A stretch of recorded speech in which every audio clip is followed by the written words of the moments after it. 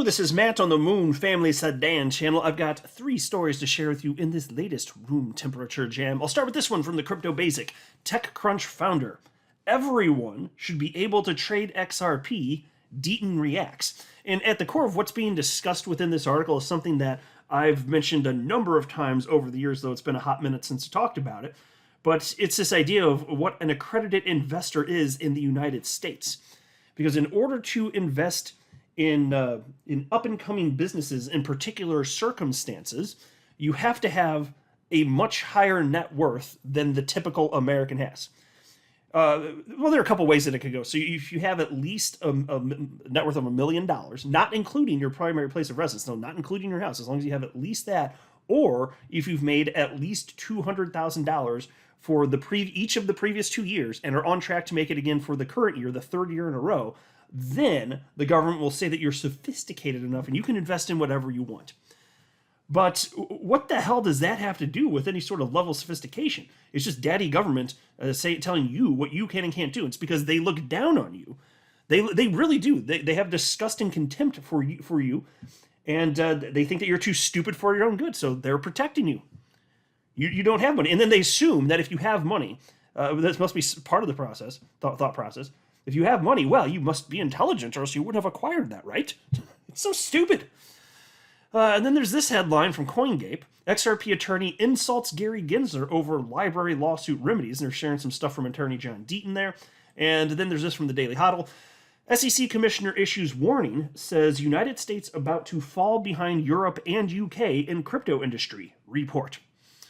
But before going further, I do want to be clear, I do not have a financial background of any kind. I am not offering financial advice, and you definitely should not buy or sell anything because of anything I say or write. I'm just an enthusiast who enjoys making YouTube videos about crypto-related topics, but just as a hobby and just for fun, damn it. If you don't like it, well, you can just get out. All right, so in this first piece now, pro-XRP attorney John DEATON recently reacted to comments made by Michael Arrington on why the United States SEC sued Ripple. Arrington, the founder of the online newspaper TechCrunch and venture capital firm Crunch Fund, asserted that the SEC was not okay with the fact that Ripple made XRP trading accessible to everyone. And by the way, I'll note also, I'm sure some of you are aware of this, but Michael Arrington, he's also the founder of Arrington XRP Capital. So he's a very pro-XRP individual. And friend with Brad Garlinghouse. But anyway, let's go ahead and continue. Arrington made these remarks while speaking on a past episode of the Leah Halpern Show, an entrepreneurial podcast. Quote, "What I believe is the SEC wants Ripple dead to put a feather in their cap," end quote. Arrington emphasized, but noted that this comment is based on nothing but pure speculation. Arrington stressed that he does not believe XRP is a security, as alleged by the SEC. He mentioned that he holds the opinion that it does not really matter whether the asset is a security or not. And you'll see as I go through this, he's talking about for himself. From his perspective, it's just something that's highly useful. Right? The technology just works here. And so here's a quote from him. "What's a security, what isn't a security is totally irrelevant, and it really just comes down to whether you only allow rich people to trade an asset or you allow everybody to trade an asset," end quote. He called attention to his investment decisions in companies such as Uber, Airbnb, and Pinterest. He disclosed that he was able to invest in the early rounds of these firms because he had wealth and a fund. Arrington pointed out that there are people who are just as smart or even smarter than him that cannot make these investments because they are not wealthy. And here's a quote from him. "The government told them that they're not worthy, that they're too poor, and so they can't make good financial decisions on their own. So they don't get to make 10,000x returns on things like Uber, Pinterest, Airbnb, and other companies," end quote. Yeah, and so that has bothered me for the longest damn time. Because I'll say this, even if there are some people who are quote-unquote protected by the government because they actually are too stupid to make reasonable financial decisions, so what? That doesn't mean that you take away the freedom from other humans because stupid people exist. What kind of jackassery is that? Here's another quote from him. "The SEC comes in and says, we don't think poor people are smart enough to make decisions the rich people are, so we're going to stop them from doing that. That's evil," end quote. Now that's spot on, Michael Arrington. Absolutely. Piece continues. Arrington concluded by stating that He does not really care whether an asset is a security or not, only that regulators should ensure that they stop fraudulent activities and allow investors, regardless of status, to make any financial decisions they want to make. According to his definition, every investor should be allowed to invest and trade XRP. Well, I agree with that. Absolutely. Now, DEATON, Attorney John DEATON responds to this, and I definitely share his perspective on this. Piece continues, reacting to Arrington's comments, DEATON highlighted the issues that come with the concept of an accredited investor. For context, the SEC defines an accredited investor as an individual allowed to invest in securities not registered with the agency. DEATON highlights TechCrunch founder's words, quote, "Are you only going to allow rich people to trade an asset?" And then DEATON says, quote, "One of the most important issues in my lifetime is the abolishment, the current definition of an accredited investor," end quote. And I could not agree more. He's absolutely spot on.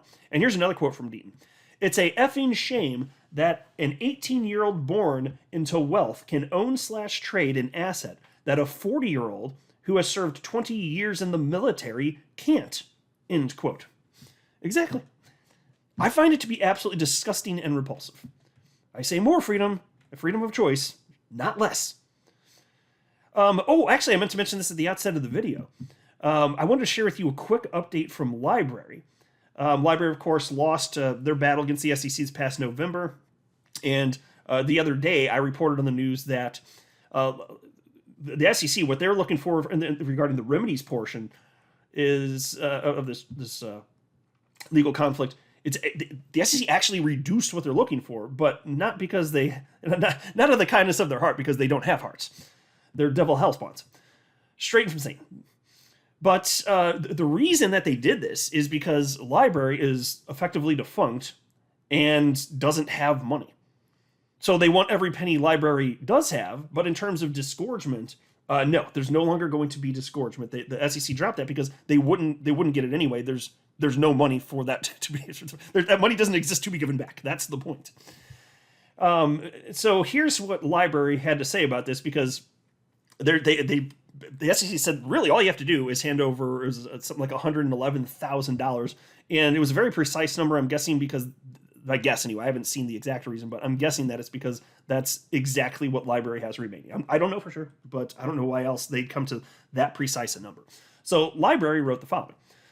And this was just earlier today. A few comments on the SEC's decision to drop its request for $22 million in disgorgement penalties from Library. Number one, we're mildly relieved, in the same way that one would be relieved that they're only being choked by one hand instead of two. Number two, the SEC's decision to no longer seek disgorgement against Library should be read as pure self-interest. The SEC thought they would lose and wanted to avoid a bad precedent. We've seen no sign that the SEC is softening its hostility towards blockchain generally. Yeah, well, that sure as hell is true. This is a full-on assault, as I was highlighting in my very last video, actually. Number three, we are hopeful the SEC decision to drop disgorgement is a sign that they are ready to take their scalp and move on.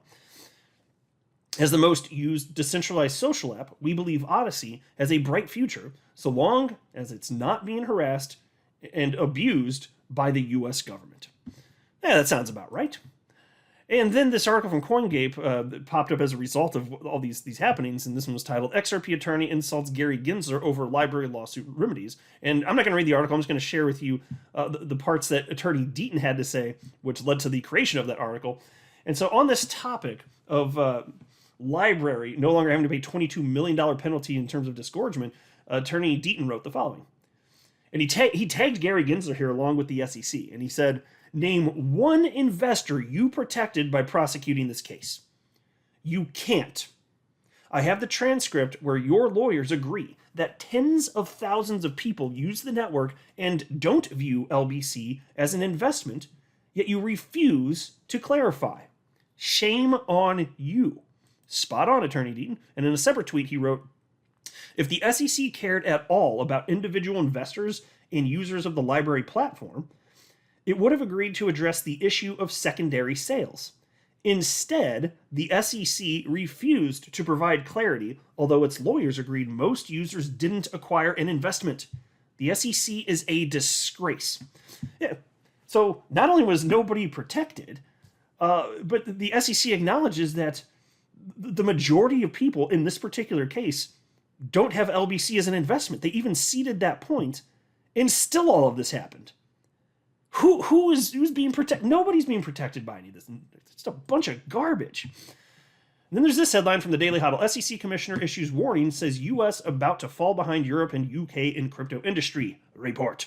A commissioner of the U.S. Securities and Exchange Commission is reportedly warning that the U.S. risks lagging behind the EU and U.K. in terms of creating clear crypto regulations. According to a new report by the Financial Times, SEC Commissioner Hester Peirce says that the frameworks created by Brussels and London could serve as blueprints for U.S. lawmakers. According to Peirce, the U.S. is making a huge mistake by not adopting the U.K. and the EU's approach of applying the rules of traditional finance to that of the crypto industry.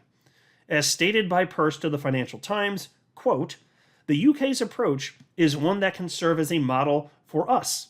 MiCA, which is Markets in Crypto Assets Regulation, can serve as a model for us. I think we're shooting ourselves in the foot by not having a regulatory regime in the US. End quote. MiCA is the EU's set of rules that governs the issuance and provision of services that involve crypto assets and stablecoins. According to the Financial Times, MiCA is slated to come into force next year. The commissioner goes on to say that the U.S. cracking down on prominent crypto companies such as Coinbase, instead of creating transparent guidelines, is driving crypto firms to move to other jurisdictions that have already established consistent rules. And that couldn't be more obvious. And the people like Kim Jong-Ginza and everybody else that acts like, no, everything's really clear, there's just a bunch of people in crypto that are breaking the law, they know that they're lying. They know this isn't true. Almost 100% of participants in the world of crypto, whether you're talking about investments, whether you're talking to investors rather, or whether you're talking about developers, any sort of entrepreneur in the space, almost 100% of these people will say there is not sufficient regulatory clarity. And when there's that many people, it should cause these regulators to pause and be like, I guess we are doing something wrong. Maybe look a little bit inward. But they're not looking inward. And instead what they're doing is lying. There's no way that they don't know this. But they want what they want, and what they want is to crush crypto. That's what they're doing here. Really steams my vegetables, son. And so here's a quote. You keep coming back to this question of what if people move their companies to other jurisdictions? The point is, if we built a good regulatory regime, people would come, end quote. Yes, they would. Not only would businesses stop fleeing, you'd have businesses come to the United States. But instead, let's just burn it all to the ground, right? Isn't that effectively what they're pushing for? How stupid is this? STOOPID, stupid. I'm not a financial advisor. You should not buy or sell anything because of anything I say or write. That would be a very, very, very bad idea. Until next time, to the Moon Family Sedan.